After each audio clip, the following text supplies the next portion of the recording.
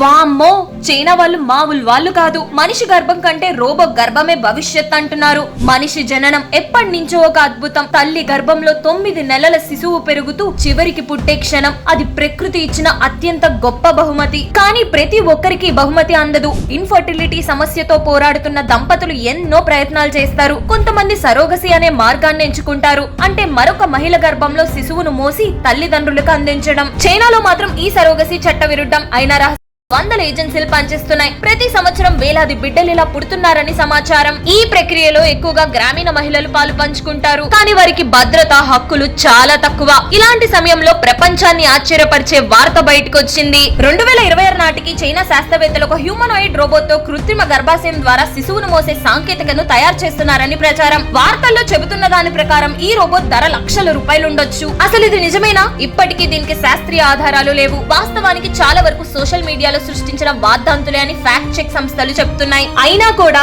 ఈ ఆలోచన ఒక ప్రశ్నను రేకెట్టిస్తోంది. మనిషి జననాన్ని భవిష్యత్తులో రోబోట్లు భర్తీ చేయగలవా? ఒకవైపు ఇది ఇన్ఫర్టిలిటీతో బాధపడుతున్న దంపతులకు ఆశగా కనిపిస్తోంది. మరోవైపు నిపుణులు మాత్రం నైతికత, మానవ బంధం మరియు కుటుంబ విలువల గురించి ఆందోళన వ్యక్తం చేస్తున్నారు. ఒక శిశువు రోబోట్ గర్భంలో పుడితే తల్లి బిడ్డ మధ్య సహజ బంధం ఎలా ఉంటుంది? మనిషి అనుభూతులు, ఆప్యాయతలు యంత్రాల ద్వారా పునఃసృష్టి అవుతాయా, లేక ఇది కేవలం వాణిజ్య ప్రయోజనాలకే పరిమితం అవుతుందా? ఈ ప్రశ్నకు ఇంకా సమాధానం లేదు. కానీ ఒక విషయం మాత్రం ఖచ్చితంగా ఉంది. జననం, గర్భధారణ అనేవి కేవలం బయాలజీ కాదు. అది మనిషి జీవితానికి మూలమైన భావోద్వేగాలు. భవిష్యత్తులో రోబోట్లు మన కోసం శిశువును మోసిన ఆ బంధం, ఆ మాతృత్వం, ఆ మానవత్వం మనిషి మాత్రమే సృష్టించగలిగే విలువైన అనుభూతులు. చూద్దాం ఏమవుతుందో.